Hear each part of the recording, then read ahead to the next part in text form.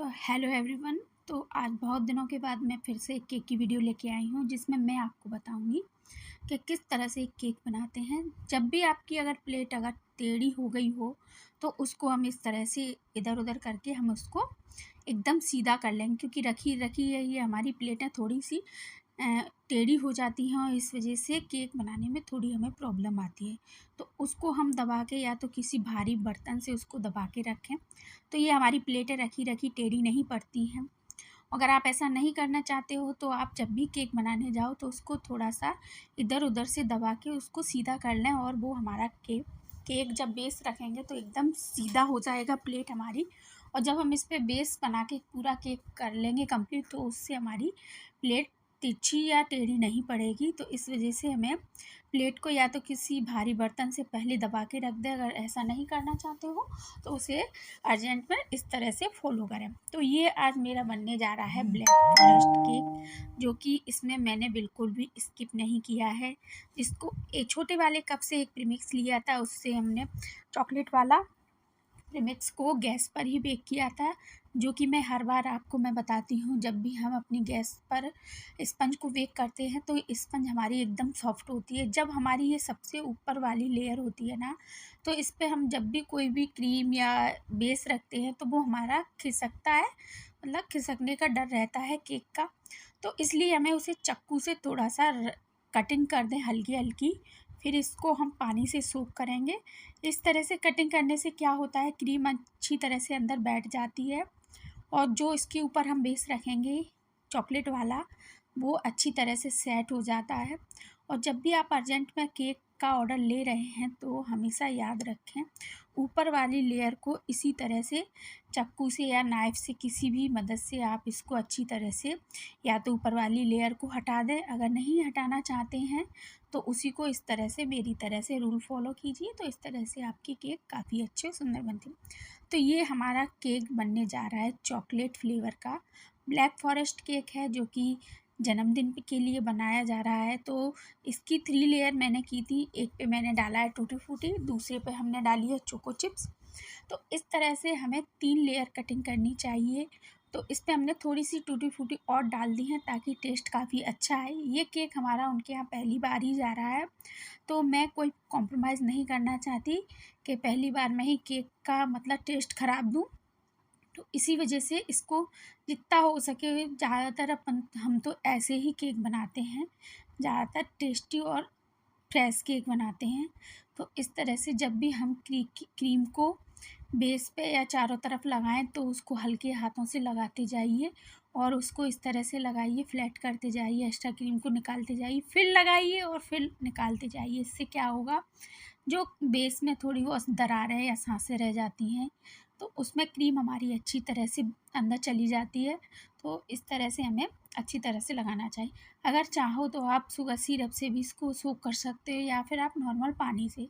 तो स्पंज जो कि हमारी चॉकलेट वाली स्पंज होती है, इसको हमें पानी से ज़्यादा सोक नहीं करना चाहिए, नॉर्मली सोक करना चाहिए, क्योंकि ब्रेड ऑलरेडी इतनी सॉफ्ट होती है कि इसको अगर हम और ज़्यादा पानी से सोक करेंगे तो हमारी ब्रेड होती है जो चिपचिपी और एकदम गिलगिली सी हो जाएगी। इस वाले केक का ऑर्डर मेरी बेटी की फ्रेंड का जन्मदिन था तो उसने ही ये ऑर्डर दिए थे। एक नहीं पूरे 2 केक के ऑर्डर थे, इसको कंप्लीट कर रही हूँ मैं।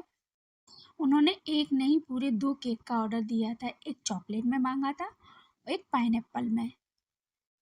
उन्होंने 2 केक के ऑर्डर दिए थे, क्योंकि क्या होता है किसी को चॉकलेट पसंद होती है तो किसी को और फ्लेवर पसंद होते हैं। तो इस वजह से मैंने ये 2 केक के ऑर्डर उन्होंने दिए थे कि किसी को चॉकलेट और किसी को और फ्लेवर का, जिस तरह से हमें बटर स्कॉच, पाइनएप्पल और स्ट्रॉबेरी। तो इस वजह से मैंने 2 केक बनाए थे। और ये मेरी बेटी की फ्रेंड का जन्मदिन था तो इसलिए मुझे ऑर्डर मिला था, तो मैंने इसको बहुत जल्दी से ही बना के तैयार कर लिया था।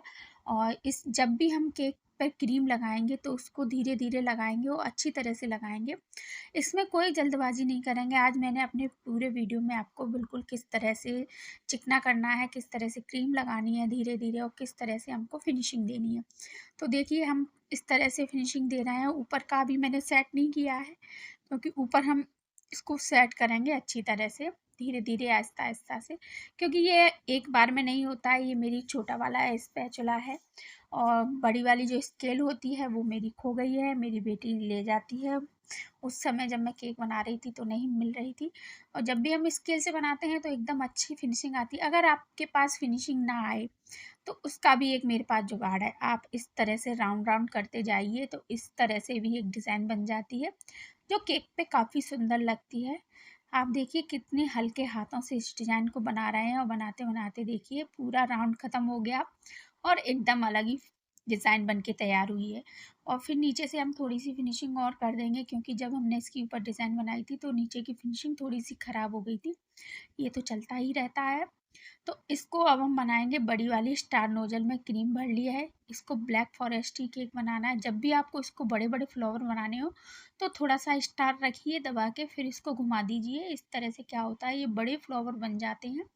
और इस पे हम लगाएंगे चेरी।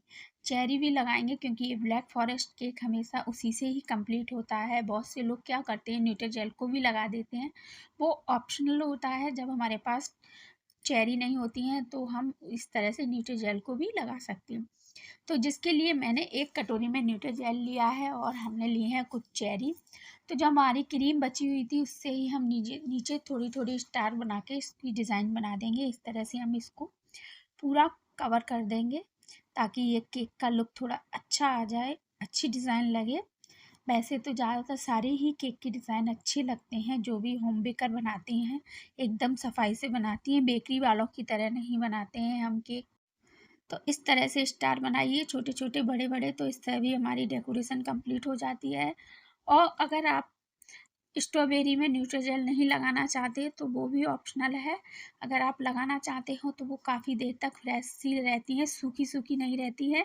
न्यूट्रीजेल से वो मॉइस्चर जैसी हो जाती हैं। तो उनमें हम चेरी डालेंगे, जितने हमारे फ्लावर हैं उसी हिसाब से डालेंगे, और कुछ ज़्यादा भी डाल लेंगे, क्योंकि इधर उधर अगर आपकी मर्जी हो तो उस तरह से आप लगा सकते हैं। तो इस तरह से हमने चम्मच की मदद से न्यूट्रीजेल को भी अच्छी तरह से मिला लिया है चेरी को। तो एक एक करके बिल्कुल अच्छी तरह से उठा के हम हर फ्लावर के ऊपर रखेंगे इस तरह से। इस तरह से हमारा ब्लैक फॉरेस्ट केक तैयार हो जाता है। अभी भी थोड़ा केक में कुछ अजीब लग रहा है, सूना सा लग रहा है, तो इसको हम कंप्लीट करेंगे चॉकलेट की गार्निशिंग से।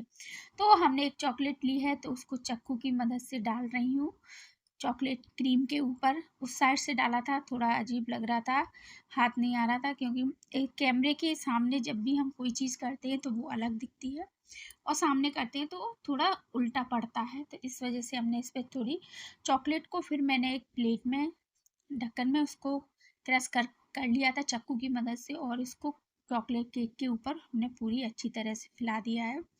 तो इसके ऊपर हम एक और चेरी रखेंगे तो ये हमारा केक बनके कंप्लीट हो चुका है, आप देख सकते हैं। तो ये हमारा केक बन चुका है। तो इसी बीच हम करेंगे, इसको रख देंगे फ्रिज में, दूसरे केक की तैयारी करेंगे। वो इस वीडियो में नहीं दिखाया है, मैं इसको अगले वीडियो में आपको बताऊंगी कि किस तरह से मैंने बनाया है। तो जो हमारी पाइपिंग बैग में वाइट क्रीम रखी थी तो उससे हम छोटे छोटे से स्टार बनाएंगे हल्के हल्के से, क्योंकि केक हमारा थोड़ा अजीब सा लग रहा था। उस जगह को भी, खाली जगह को भी भर देंगे। आप चाहो केक को किसी भी तरह से भर दोगे तो ये हमारा केक काफ़ी देखने में अच्छा और देखने में काफ़ी सुंदर लगता है। तो एक चेरी को हम बीच में लगाएंगे सेंटर में बिल्कुल अच्छी तरह से, इस तरह से। तो केक का लुक काफ़ी अच्छा आता है। कमेंट करके ज़रूर बताना कैसा लगा आप।